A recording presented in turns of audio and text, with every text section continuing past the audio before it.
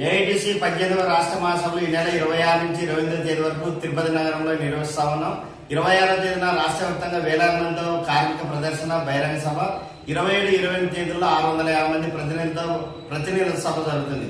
ఈ మహాసభకు ముఖ్య అతిథిగా ఏఐటీసీ జాతీయ ప్రధాన కార్యదర్శి కామ్రేడ్ అమర్జిత్ కౌర్ గారు, జాతీయ కార్యదర్శి కామ్రేడ్ జి ఓపీఎస్ గారు, జాతీయ ఉపాధ్యక్షులు ఆదినారాయణ గారు, అదేవిధంగా సిపిఐ రాష్ట్ర కార్యదర్శి జి ఈశ్వరయ్య గారు, ఏఐటీసీ రాష్ట్ర అధ్యక్ష కార్యదర్శి రావులపల్లి రవీంద్ర గారు, వెంకట సుబ్బయ్య గారు పాల్గొంటా ఉన్నారు.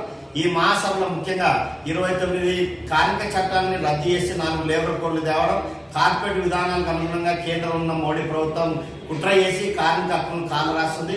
యూనియన్లు పెట్టుకోవద్దు, కనీస వేతనాలు ఇవ్వకుండా, అదేవిధంగా సమ్మె చేసే హక్కు కూడా లేకుండా ఈరోజు ఆ లేబర్ కోడ్స్ లో ఉన్నాయి. అందుకోసమే 8 గంటల పని విధానాన్ని కూడా ఎన్డీఏ గవర్నమెంట్ 12 గంటలు చేస్తుంది. వేలాది మంది పోరాటానికి సాధించిన 8 గంటల పని విధానం కావాలి, కనీస వేతనాలు ఇవ్వాలి. సుప్రీంకోర్టు మేరకు 26,000 రూపాయలు కనీస వేతనాలు, ఉద్యోగ భద్రత, నూతన పరిశ్రమలో యువతకు ఉపాధి, ఉద్యోగాలు కల్పించాలని ప్రధానమైన డిమాండ్తో జరుగుతుంది.